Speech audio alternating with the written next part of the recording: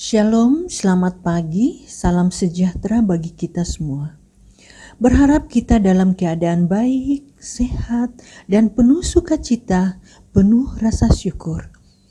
Senang berjumpa kembali Bapak Ibu Saudara kekasih Tuhan dalam saat teduh renungan harian Toraya edisi Kamis 9 Juni 2022. Bacaan kita di pagi ini dari Efesus 1 ayat 15 hingga ayat 23. Sebelumnya mari kita satu dalam doa. Mulialah Engkau Allah Bapa dalam sorga, Allah yang menyatakan kuasa dalam hidup kami. Engkau memberikan kesempatan bagi kami menghampiri Engkau dalam hadirat-Mu. Tuhan, perdengarkanlah suara-Mu. Ya Tuhan, kami akan membaca dan merenungkan firman-Mu. Taruhlah firman-Mu itu selalu hidup dalam hati kami. Bersabdalah ya Tuhan, kami siap mendengarkan firman-Mu. Amin. Pembacaan terambil dari Efesus 1 ayat 15 hingga ayat yang ke-23. Doa untuk pengertian tentang kemuliaan Kristus. Karena itu, setelah aku mendengar tentang iman-Mu dalam Tuhan Yesus dan tentang kasih-Mu terhadap semua orang kudus, aku pun tidak berhenti mengucap syukur karena Kamu, dan aku selalu mengingat Kamu dalam doaku dan meminta kepada Allah Tuhan kita Yesus Kristus, yaitu Bapa yang mulia itu, supaya Ia memberikan kepadamu roh hikmat dan wahyu untuk mengenal Dia dengan benar, dan supaya Ia menjadikan mata hatimu terang, agar kamu mengerti pengharapan apakah yang terkandung dalam panggilannya, betapa kayanya kemuliaan bagian yang ditentukannya bagi orang-orang kudus, dan betapa hebat kuasanya bagi kita yang percaya, sesuai dengan kekuatan kuasanya yang dikerjakannya di dalam Kristus dengan membangkitkan Dia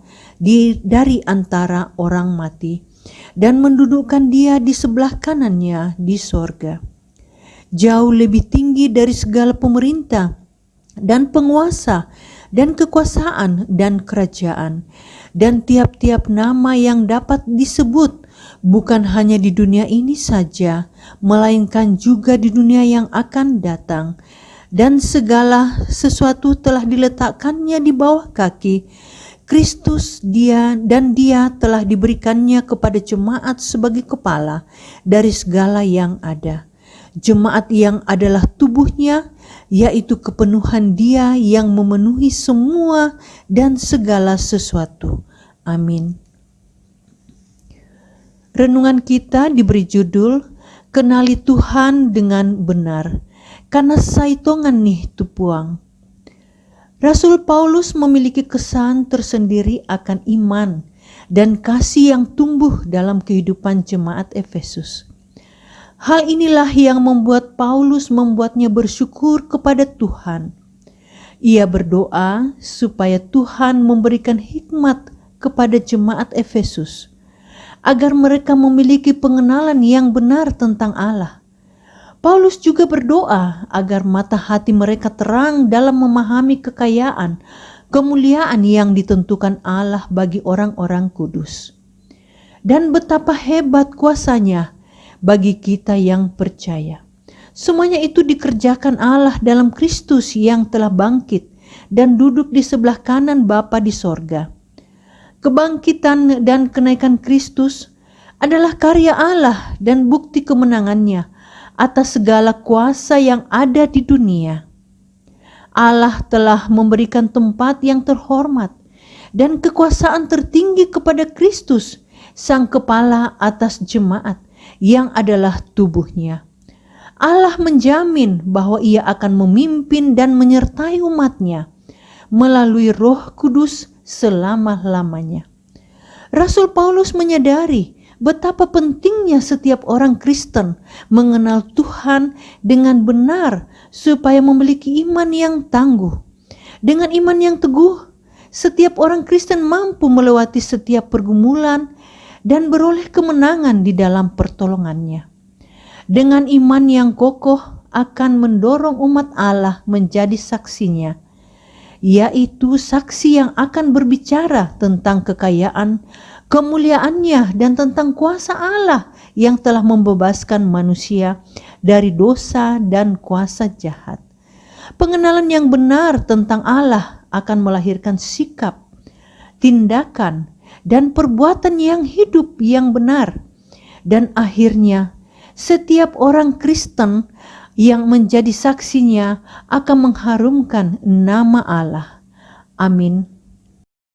Mari kita satu dalam doa. Bapa Surgawi, kami percaya bahwa semua yang ada di bumi adalah dalam kuasa dan kendali Tuhan. Dan kami selalu mensyukuri apa yang Tuhan berikan. Terima kasih untuk firman-Mu yang mengingatkan kami betapa berkuasanya Engkau dalam hidup kami. Kami berdoa ya Tuhan, mengucap syukur karena Tuhan mengantar kami memasuki hari yang baru. Kiranya Tuhan sertai kami dalam kegiatan kami sepanjang hari ini. Bagi jemaat-Mu yang sakit, Tuhan menjamah, semoga ada kesembuhan dan iman mereka hanya berharap padamu saja. Kami berdoa semoga jemaat yang mengalami rupa-rupa pergumulan, kehilangan orang yang dikasihi, atau pergumulan-pergumulan lain, semoga Tuhan ada membereskan segala persoalan bagi mereka dan memberikan jalan keluar. Kami berdoa untuk para orang tua di usia indah ya Tuhan. Terima kasih untuk usia yang Tuhan berikan. Jaga kesehatannya, tetap kuat dan tetap semangat. Berkati keluarga yang menjaga dan memeliharanya dengan penuh cinta kasih ya Tuhan. Berkati bangsa dan negara kami. Berilah kedamaian agar umat-Mu tetap hidup dengan rasa syukur. Ya Tuhan, tolong semoga kami selalu berjalan dalam kebenaran-Mu dan berharap keluarga kami masing-masing tetap harmonis. Terhadap anak-anak kami yang sementara mencari pekerjaan, Tuhan bukakan pintu berkat-Mu. Yang sedang sekolah pendidikan, Tuhan ada bersama dan memberkatinya ya Tuhan. Bapa di sorga, nyatakan perlindungan-Mu sejauh hidup kami. Inilah ungkapan syukur kami. Ampuni kami ya Tuhan dalam segala dosa dan salah kami. Dalam anak-Mu Yesus Kristus kami berdoa. Amin. Demikianlah renungan pagi ini. Selamat melanjutkan aktivitas di hari ini. Tuhan memberkati.